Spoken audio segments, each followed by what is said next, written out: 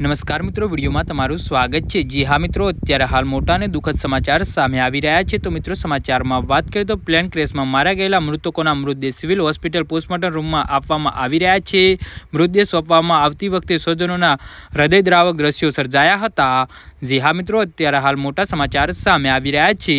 શનિવારે બપોરે 3:30 વાગે પ્રથમ મૃતદેહ સોંપવામાં આવ્યો હતો। ડીએનએ સેમ્પલ મેચ થયા બાદ અન્ય પ્રક્રિયાઓ પૂર્ણ કરીને મૃતદેહ સોંપવામાં આવી રહ્યા છે। હાલની સ્થિતિના પ્રતિક્રિયા કલાકે સરેરાશ 2 મૃતદેહ સોંપવામાં આવી રહ્યા છે। આ મૃતદેહ સ્વજનોને સોંપવાની પ્રક્રિયા હજુ બુધવાર સુધી ચાલે તેવી સંભાવના છે। કાગળ દસ્તાવેજોની પ્રક્રિયા પૂર્ણ થયા બાદ મૃતદેહ સોંપવામાં આવી રહ્યા છે।